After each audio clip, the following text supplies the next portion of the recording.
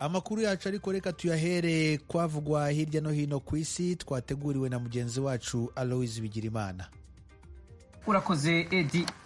Abantu bashika kuri 4 baramaze gufa mu ntureka zabaye muri Côte d'Ivoire inyuma y'ingingo yafashwe na Perezida Alassane Ouattara yo kwitoreza manda ya gatatu mu kwezi kw'icumi. Ababibonye hamwe n'amakuru ava mu bajejwe umutekano bavuga ko batatu bishwe ku munsi wa gatatu mu gisagara ca Daoukro mu gutana mu mitwe kwabaye hagati y'abayoboke ba Ouattara hamwe n'abashigikiye Henri Konan Bédié. Kuri wa kane umusore w'imyaka 18 yiciwe mu bumanuko bushira ubuseruko bw'igisagara ca Bonua ku birometero 50 uva ku murwa mukuru w'ubutunzi Abidjan. Mukuru w'ico gisagara Jean Paul Ametier yavuze ko yiciwe mu mishamirano hagati y'abajejwe umutekano n'abakora imyiyerekano mu mabarabara. Ouattara w'imyaka 78 y'amavuko yatangaje mu ndwi iheze ko ashobora kuzoba umukandida mu matora yo ku itariki ya 31 ukwezi kw'icumi. Inyuma y'aho umushikiranganje wa mbere Amadou Gon Coulibaly yari yahisemwo muri ico kibanza yahavuye mu nyuma yitaba Imana azize ingwara y'umutima. Abatavuga rumwe n'ubutegetsi muri Mali kuri wa kane baranse kwitabira akaryo bahawe ko kubonana na Perezida Ibrahim Boubacar Keita kari katumbereye kurangiza indyane za politike mu gihugu. Bavuga ko abatavuga rumwe n'ubutegetsi babandanye bahigwa buhongo n'ubutegetsi. Umukuru w'abahuza mu njyane muri Mali wahoze ari Perezida wa Nigeria Goodluck Jonathan yari yashimye ko izo mpande zibonana imbere y'uko urugendo rwiwe muri Mali rurangira kuri wa kane. Mali iri mu ruhagarara rwa politike hagati ya Perezida Keita n'umuhari wita w'itariki ya 5 z'ukwezi kwa gatandatu usaba ko ava ku butegetsi. Bagiriza leta kurya ibiturire hamwe no kunanirwa kurangiza intambara imaze imyaka 8 n'imihari y'intagondwa. Ishiramwe mpuzamakungu ryita ku magara y'abantu OMS kuri wa kane ryararemesheje abantu ko batotinya ngo bo kwandura COVID-19 mu bifungurwa. Ni nyuma y'aho abashinwa basanze hari ibisigarira by'umugera wa corona ku mfungurwa no ku byo zitekewemo. Uwo mugera watoye ku mapake atekewemo inkoko zari zavuye muri Brazil. Abategetsi b'Ubushinwa bavuze ko baciye bihuta gupima abantu bose bakoze kuri izo pake zanduye hamwe n'imiryango yabo basanga bose nta wanduye.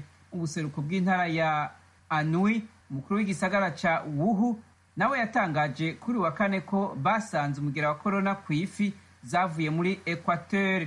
OMS yavuze ko abantu batogira ubwoba ko ata muntu n'umwe agaragaza indwara yo guhema nabi biturutse ku bifungurwa yariye. Washington, ijwi rya Amerika. Abahinga ba ONU mu by'agateka ka muntu kuri wa kane basabye amatohoza yihuta kandi ataho yegamiye ku isanganya ribabaje ryabaye i Beirut muri Libani. Abo bahinga basaba kandi ibiganiro bidasanzwe kuri Libani mu kanama ka ONU kajejwe agateka ka muntu muri uku kwezi kw'icenda kuza. Perezida wa Libani yaranse ivyasabwe n'abakora imyiyerekano ko haba amatohoza mvamakungu ku vyabaye ku kivugo c'i Beirut. ONU ivuga ko ayo matohoza akwiye kuraba imikorere mibi y'abategetsi hamwe n'inzego za leta kugira agateka ka muntu gakingirwe. Ubutungane bwa Leta z'Ubumwe za Amerika bwatangaje ku munsi wa kane ejo ko bwafashe amamiliyoni y'amadolari hamwe n'amakonte y'amafaranga afasha imihari y'iterabwoba ya Al-Qaeda wa leta ya Kisilamu hamwe n'ishami rya gisirikare ry'umuhari Hamas. Ubushikiranganji bw'ubutungane muri Amerika bwavuze ko amakonte arenga 300 afasha iyo mihari itatu ariyo ya mbere menshi afashwe na Amerika kandi ko bigiye guhungabanya cyane iyo migwi y'iterabwoba. Umushikiranganji w'ubutungane wa Amerika William Barr amenyesha ko ubushikiranganji arongoye buzokoresha uburyo bwose bufise kugira bukingire abanyamerika imihari y'iterabwoba. Abatanga ayo mafaranga ntibaramenyekana kandi ngo bakoresha ubuhinga buhanitse n'imbuga ngurukana bumenyi. Arakoze Aloise Bigirimana utugejejeho amakuru avugwa hirya no hino ku isi.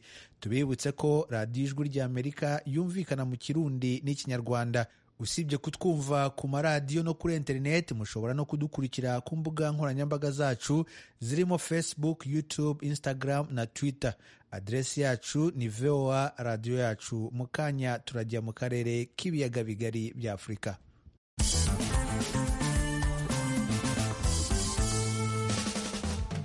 Mu Burundi haravugwa igitero cya grenade cyahitanye abantu 3 barimo abana bafite imyaka iri hagati y'6 na 12 muri komine ya Mutimbuzi mu ntara ya Bujumbura. Umuvugizi wa polisi y'igihugu yavuze ko bamaze guta muri yombi abantu 3. Ni inkuru tubaza umunyamakuru w'Ijwi ry'Amerika Eloge Wirikaneza. Iyo grenade yatewe hagati y'isaha 2 n'igice n'isaha 3 z'agatondo kuri uyu wa kane. Yatewe ahitwa Gahahe muri zone Rubirizi, komine Mutimbuzi, ntara ya Bujumbura mu burengero bw'u Burundi. Ni ku rugabano rw'iyo ntara n'uburaruko bw'umugwa mukuru w'ubutunzi Bujumbura. Grenade yaturikiye hagati y'ibutike n'inzu yo kumweramo. Abana yishe bariko baraba televiziyo kuri iyo nzu yo kumweramo. Abana 3 igipolisi kivuga ko bafite imyaka iri hagati y'6 na 12, ariko abanyagihugu bakaba hagati y'5 n'indwi nibo yahitanye. Umwe yaguye aho nyene mu gihe abandi 2 bacikanye inyuma yo kugezwa kwa muganga. Uwo mugabo n'umukenyezi baba hafi yahaguye ibara babwiye amenyeshamakuru bahageze uko vyagenze.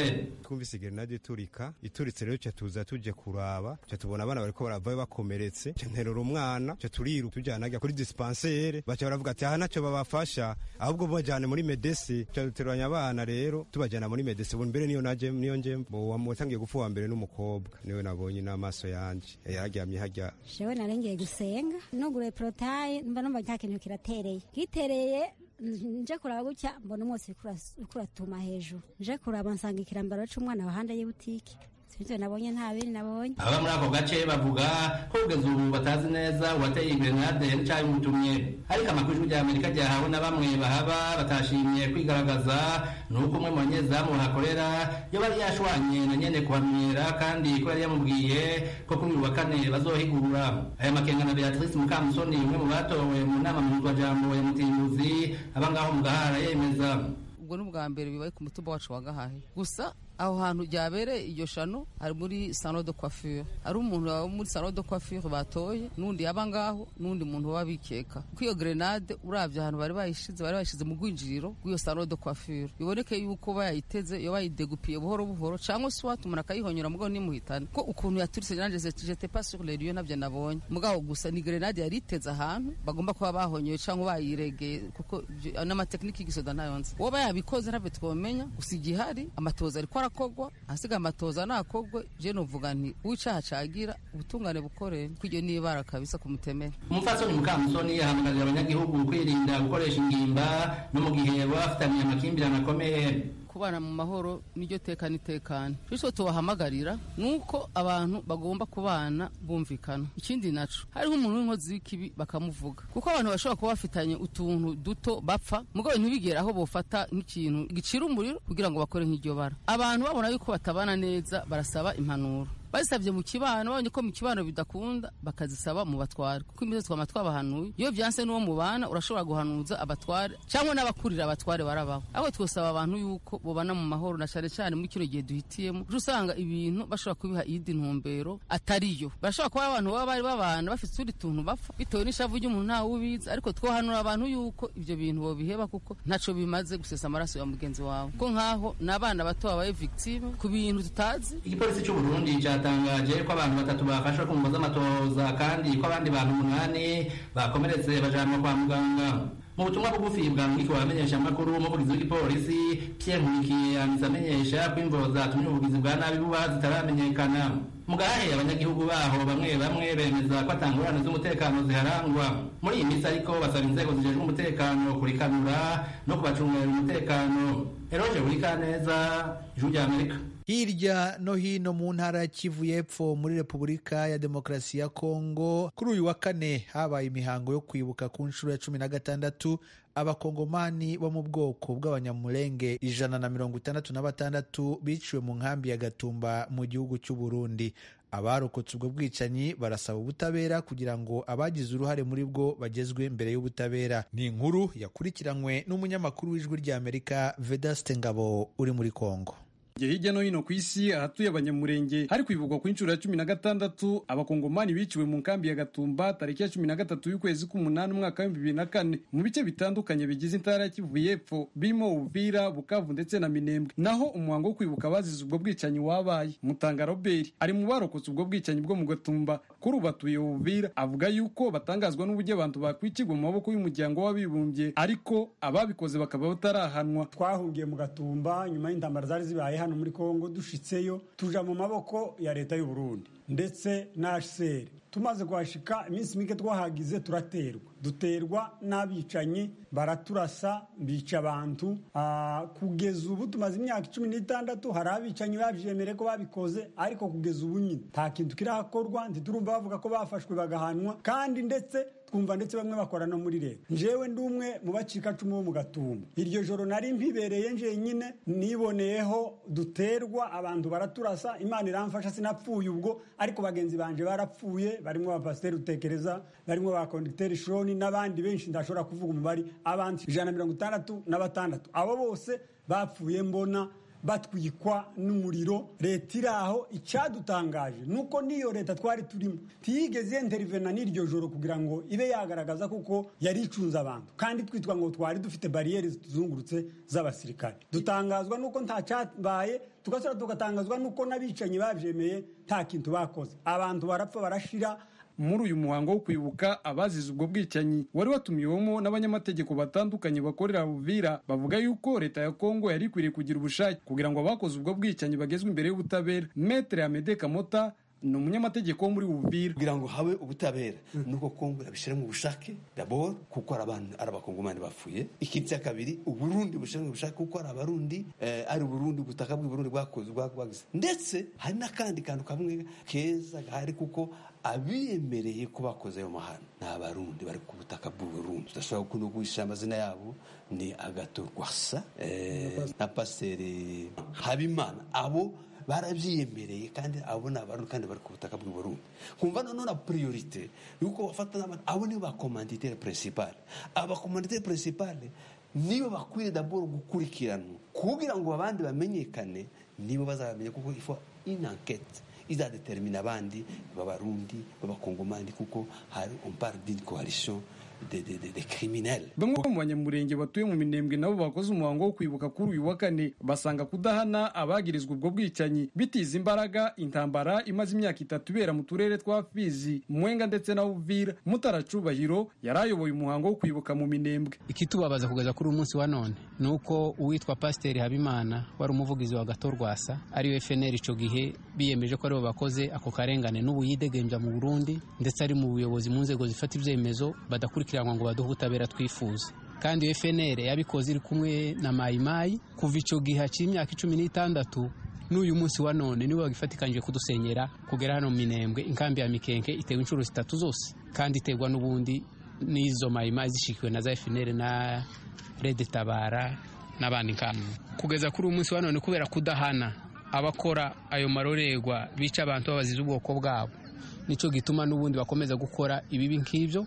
Bamaze kudusenyera imihana itabarika, bamaze kutumarira amasho yose mu biraro, bamaze kudusenyera amazu yose yarahiye, abantu bapfuye ntibabarika. Urumva ibyo byose ni ukubera kutagira justice.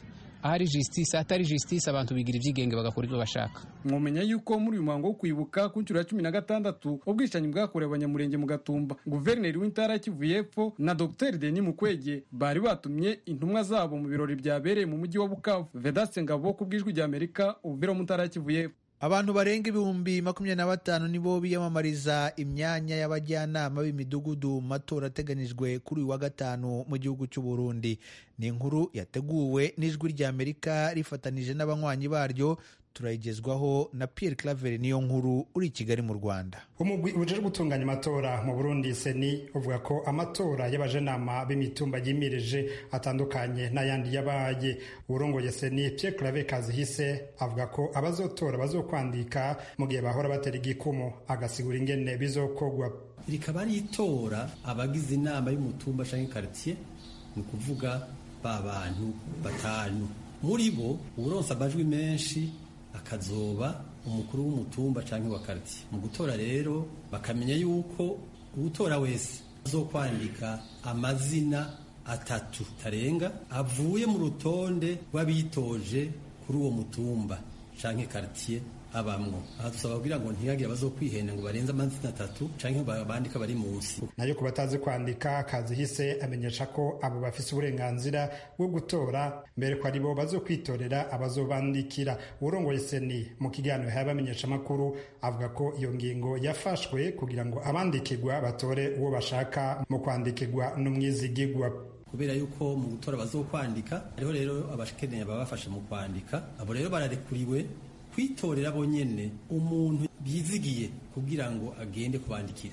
Ibi rero seni yabifashe gutyo kubera yuko mu biganiro twagiranye n'abene gihugu bavuze bati mu gutora haraho hamwe aba abantu bavuga bati reka tubandikire, mugabo bantu ugasanga ntibabandikiye abantu bababwiye. Ni ukuvuga rero ubu twabonye ko vyoba vyiza kugira ngo umwe wese koko atore uwashaka kandi bamwandikire uwashaka yuko yokwijanira uyu muntu amufasha kwandika. Ikindi gishasha muri ayo matora nk'uko bimenyeshwa no mu Gwiseni uje gutegura amatora nuko atamuntu n'umwe ari kuri bo gutorera aho atiyandikishirije. Nuko umuntu wese azotorera aho yiyandikishirije. Rwa ruhusha rw'uko abantu bamwe batorera aho bashitse muri rino tora nta ruhari kubera itora ryisangije. Ni itora rigena abarongora abandi ku mutumba. Nivyo kumvikana rero yuko umuntu ahita agenda umuntu azorongora umutumba. Mugabo biremewe yuko nk'udafise umwanya gushika ku biro vy'itora yuko yorogwe ku butumwa bakamutorera aho yiyandikishirije. Umugwi utunganya amatora mu Burundi seni wemeza ko ibikoresho byose bizokora muri ayo matora biriko birashikanwa ku makomine agize igihugu. Pierre Claver Kazihise akamenyesha ko hazokwitoza abantu barenga 25,900 ku mitumba 2,911. Muri abo abagabo barenga 20,000, abakenyezi nabo barenga gato 5,200. Kwiyamamariza ku bazokwitoza muri ayo matora vyatanguye kwigenekerezo rya mbere uku kwezi k'umunani bikazorangira ku itariki 21 uku kwezi nyene. Ni mu gihe iryo tora rizoba kwigenekerezo rya 24 uku kwezi k'umunani. Pierre Claver Nkuru ku bw'ijwi rya Amerika. Abayobozi b'akarere ka Rubavu mu Rwanda basabwe kwishyira mu kato nyuma y'uko bahuye n'umuntu wanduye virusi ya korona. Ni mu gihe akarere ka Musanze ko kamaze ibyumweru 2 gahagaritse kwakira abaturage mu rwego rwo kwirinda virusi ya korona. Umunyamakuru w'ijwi rya Amerika Claude Ganza Munyamagana adufitiye inkuru irambuye. Abayobozi barimo umuyobozi w'akarere ka Rubavu n'abamwungirije bombi, ni ukuvuga ushinzwe iterambere ry'ubukungu n'ushinzwe imibereho myiza y'abaturage, umuyobozi ushinzwe imirimo rusange mu karere, umujyanama wa komite nyobozi y'akarere kimwe n'umunyamabanga w'umuyobozi w'akarere ka Rubavu nibo basabwe kwishyira ahantu badahura n'abandi mu gihe hategerejwe ibisubizo by'ibizamini by'ibanze babafashe. Amakuru dukesha abashinzwe kurwanya virusi ya korona muri aka karere avuga ko aba bayobozi n'abakozi b'akarere basabwe kuba bari ahantu habonyine nyuma y'uko bahuye n'umuntu waje kugaragara ko yanduye virusi ya korona. Umwe mu bakozi b'ikigo gishinzwe ubuzima mu Rwanda urimo gukorana n'akarere mu kurwanya virusi ya korona avuga ko uwo basanganye ubwandu ari umukozi w'ikigo cy'igihugu gishinzwe indangamuntu wari waje guhugura bamwe mu bakozi bashinzwe kwandika, kubika no gucunga amakuru. Ni muri gahunda yo kwandikira ku bitaro abana bavuka no kwandukura abapfuye ubusanzwe byakorerwaga ku biro by'imirenge. Aba bahugurwaga kimwe n'abayobozi n'abakozi b'akarere bahuye nawe basabwe kutagira abandi begera mu gihe ibisubizo bitarerekana mu buryo ntakuka ko batanduye virusi ya korona. Abashinzwe kurwanya virusi ya korona muri aka karere bavuga ko ibipimo bya mbere byahise bifatwa bakazongera gupimwa ku munsi wa gatandatu, ari nabyo bipimo bizatanga amakuru nyayo y'uko haba harimo abanduye cyangwa nta banduye virusi ya korona. Hagati aho kuva ku itariki 28 z'ukwezi kwa karindwi ubuyobozi bw'akarere ka Musanze bwo bwahagaritse kwakira abaturage no kwakira inyandiko zishyikirizwa akarere. Butanga umurongo wa telefone utishyurwa abaturage bakwifashisha bageza ku karere ibibazo bafite cyangwa bakabigaragaza binyuze mu buryo bw'ikoranabuhanga. Ubuyobozi bw'akarere buvuga ko biri mu rwego rwo kubahiriza ingamba n'amabwiriza byo kwirinda ikwirakwira rya virusi ya korona. Madame Janine Nuwumuremyi uyobora aka karere anasobanura ko ari mu buryo bwo kumenyereza abaturage gukoresha ikoranabuhanga aho bishoboka hose. Serivisi zose zirakora, abakozi bose barakora, serivisi zikenewe ku karere zose ziratangwa. Uburyo nibwo dushaka kunoza bwo kugira ngo izo serivisi zitangwe neza ku buryo navuga bwihuse kandi burimo no kwirinda cyane iki cyorezo cya COVID-19 kitwugarije. None mukurikije wenda abantu babaganaga bafite serivisi baza gusaba n'uburyo bari kuzisaba mu buryo bwateganyijwe bw'ikoranabuhanga, urabona abantu baragabanutse cyangwa bariyongereye? Abantu baza fizikali, umuntu akaza ku giti cye, birumvikana ko byagabanyutse, ariko akazi, amakuru twabonaga, impapuro twabonaga, ibibazo twakiraga n'ubu turacyabyakira. Icyagabanyutse ni urujya n'uruza rw'abantu, ariko akazi ko kanganaga n'ubundi karahari kuko ntabwo kigeze gahagarara. Ikindi ni uko n'abakozi basanga abaturage kuri tere nk'uko byari bisanzwe. Ahagaragaye ko umuturage akagombye kuza ku karere, ahubwo umukozi akamusanga. Ubuyobozi bw'akarere ka Musanze buvuga ko hataragaragara binubira ubu buryo cyangwa ngo batinde guhabwa serivisi. Buvuga ko hari abahamagara bukabayobora aho ikibazo cyabo kigomba gukemukira, haba ku rwego rw'akagari cyangwa urw'umurenge,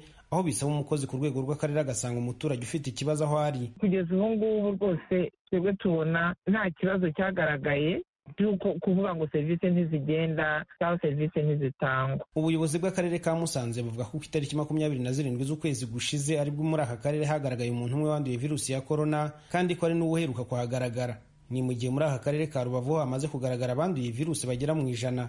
Twagerageje kubaza ubuyobozi bw'akarere ka Rubavu niba hari uburyo bwagenwe buzaba butuma abaturage bakomeza kubona serivisi bitagoranye. Muri iki gihe abayobozi bakuru b'akarere basabwe kuba bari aha bonyine bizwi nka self isolation mu rurimi rw'icyongereza, ariko nta gisubizo bwaduhaye. Ari umuyobozi w'akarere n'abamwungirije nta n'umwe wigeze yitaba telefone cyangwa ngo asubize ubutumwa bugufi twamwandikiye, nubwo byabonekaga ko babusomye. Claude Ganza, Munyamagana, mu burengerazuba bw'u Rwanda, ku bwa Radio ry'Amerika. Joe Biden, umukandida ku mwanya w'umukuru w'igihugu w'ishyaka ry'abademokrate muri Leta Zunze Ubumwe za Amerika, yagennye Madame Kamala Harris kumubera visi perezida igihe azaba atsinze ayo matora. Ese Kamala Harris ni muntu ki? Reka tubibaze mugenzi wacu Temistokle Mutijima. Umusenateri w'umunyamerika Kamala Harris aragerageza kuba umugore wa mbere utowe ku mwanya wa visi perezida w'igihugu nyuma y'aho Joe Biden wemejwe n'ishyaka ry'abademokrate kuzarihagararira mu matora y'umukuru w'igihugu amutoranyije ngo baziyamamazanye. Se umubyara akomoka muri Jamaica, naho nyina akomoka mu Buhinde, bombi bimukiye muri Leta Zunze Ubumwe za Amerika. Senateri Harris abaye umwiraburakazi wa mbere unafite inkomoko mu majyepfo ya Aziya ubonye itike yo kwiyamamaza mu matora y'umukuru w'igihugu muri Amerika. Ku myaka 55 y'amavuko, mu bigwi bye harimo kuba umwirabura wa mbere wabaye umushinjacyaha mukuru wa leta ya California, arongera umugore wa mbere ugeze kuri uwo mwanya. Itorwa rye nk'umusenateri uhagarariye leta ya California mu 2016 ryamugize umugore wa mbere ufite inkomoko muri Aziya y'Epfo ugeze kuri iyo ntera. Madame Harris ubwe yashakaga kuba mu mwanya wa Biden mu gihe abademokrate bagerageza gutesha Perezida Trump indi manda no kongera kwigarurira ingoro ya White House, ndetse ukwiyamamaza kwe kwatangiranye ingufu aho abagera ku 20,000 bitabiriye icyo gikorwa iwabo mu mujyi wa Oakland muri leta ya California. Mu ntangiriro z'ukwezi kwa karindwi k'umwaka wa 2019 yarushwaga gusa na Biden mu ikusanyabitekerezo ryakozwe. Ni nyuma y'aho ashimiwe na benshi ku buryo yitwaye muri kimwe mu biganiro mpaka bya mbere ubwo abahataniraga guhagararira ishyaka ry'abademokrate bari bakiri benshi. Nyamara mu mezi yakurikiyeho amahirwe yahabwaga yagiye agabanuka cyane kugeza ubwo mu ntangiriro z'ukwezi kwa 12 atangaje ko yivanye mu ihiganwa bitewe n'ingorane yavuze ko zishingiye ku kutabasha gukusanya amafaranga yo gukoresha mu kwiyamamaza. Mu kwezi kwa gatatu, nyuma y'aho Biden yazaga imbere ya Senateri Bernie Sanders mu matora y'ibanze mu mareta, Madame Harris yahisemo gushyigikira Biden mu rugendo rwe rwo guhagararira ishyaka ry'abademokrate, agira ati, nizeye Joe, kimwe mu bintu dukeneye muri aka kanya ni umuyobozi yitaye cyane ku baturage kandi ushobora kubahuza. Arongera ati, kandi nizera ko Joe ibyo abishoboye. Visi Perezida Biden nawe ubwo yatangazaga Harris nk'uwo yahisemo bagomba gufatanya kugera ku matora yo mu kwa 11, kuri uyu wa kabiri yamusobanuye nk'indwanyi idatinya ndetse umwe mu bakozi beza igihugu gifite. Madame Harris yakuye impamyabumenyi y'ikiciro cya mbere cya kaminuza muri Howard University i Washington DC, kaminuza izwi cyane mu mateka y'abirabura, aho yinjiriye mu muryango wa Alpha Kappa Alpha. Nyuma yaje gukomereza muri kaminuza ya California Hastings, aho yakuye impamyabumenyi mu bijyanye n'amategeko mbere y'uko ajya gukora mu biro by'umushinjacyaha muri komini ya Alameda. Madame Harris kandi yamaze manda ebyiri ari umushinjacyaha ku rwego rw'umujyi wa San Francisco. mbere yo gutorerwa kuba umushinjacyaha mukuru wa California.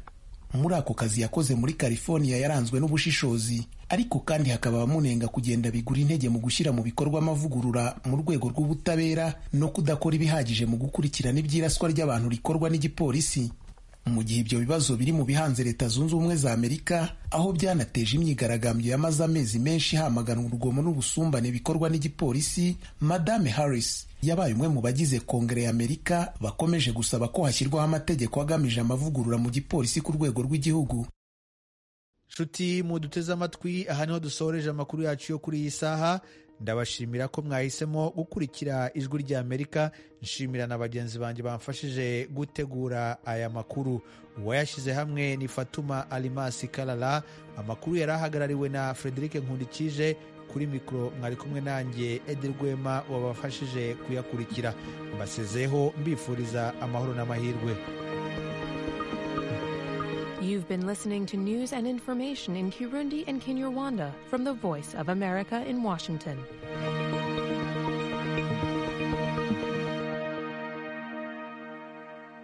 Radiyo Ijwi ry'Amerika ibagezaho ibitekerezo ku ngingo nyinshi zinyuranye.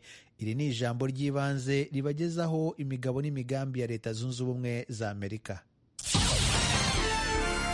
Mu ntangiriro z'ukwezi kwa gatandatu, ikigo cya Leta Zunze Ubumwe za Amerika gishinzwe iterambere mpuzamahanga cyatanze arenga miliyoni 350 z'amadolari y'Amerika mu rwego rwo gufasha ibihugu bya Afurika yo munsi y'ubutayu bwa Sahara kurwanya icyorezo cya COVID-19.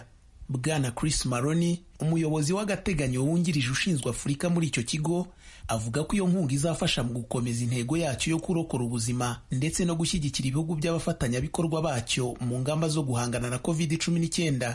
Ariko kandi haracyari byinshi byo gukora nk'uko abigarukaho. Ikimpangayikisha kikanambuza gusinzira kurusha ibindi byose ni ibibazo bishingiye ku ngaruka zindi COVID irimo guteza. Nshatse kuvuga aha ni ibibazo by'ubukungu. Nibyo, turamara umwanya munini dutekereza ku bintu nko kwihaza mu biribwa, kandi murabizi nka USAID ko twamye twibana mu bice by'icyaro, ariko kandi iki kibazo kiragenda kigaragara mu bice byo mu mujyi. Niba rero ufite abantu benshi bafungiranye, twatekereza dute ku birebana no kohererezanya amafaranga ku buryo rwa ruhererekane rw'ibicuruzwa biva mu masoko yo mu byaro bijya mu mijyi rukomeza? Iki kiri mu bibazo by'ibanze turimo gukoraho. Bwana Maroni kandi yungamo ati, imwe mu ngorane turimo kubona hirya no hino muri Afurika ni uburyo bw'imikoranire n'ibihugu bigaragaza ubushake buke, ibintu bishobora gufasha cyangwa bikazitira igihugu, ndetse ugasanga bimwe muri byo birifashisha COVID nk'uburyo bwo gukaza igitugu cyabyo hirya no hino ku mugabane. Nk'urugero, hari abanyazimbabwe bagera ku 20,000 bamaze gufungwa bazira kurenga ku mabwiriza yo kutava mu ngo, kandi hari n'ibirego byinshi birebana n'ihonyangwa ry'uburenganzira bwa muntu. Ubu rero turimo gushaka uburyo twagira uruhare dukorana n'imiryango itegamiye kuri leta mu gukora ubuvugizi mu gihe habaye ibibazo nk'ibyo. Uyu muyobozi kandi avuga ko uko ari nako hari amakuru menshi y'impuha agenda akwirakwizwa hirya no hino. Aha rero bisaba ko dutanga inkunga mu bihugu byo mu karere ka Sahel no mu bindi bice bya Afurika y'Uburengerazuba, dukorana n'amaradiyo ndetse n'imiryango itegamiye kuri leta mu guhangana n'ibyo binyoma, ku buryo twizera neza ko abantu babona ubutumwa bukwiye mu guhangana n'iki kibazo. Bwana Maroni asoza agira ati, nizeye neza ko imibanire yacu n'ubunararibonye dusangiye n'abafatanyabikorwa bacu bo mu bihugu bya Afurika kuva mu myaka 10 ishize bizakomeza kudufasha haba mu guhangana n'ingorane zirimo guterwa na COVID-19 ubu ndetse n'ibindi bibazo bibangamiye iterambere uko tugenda duhura nabyo.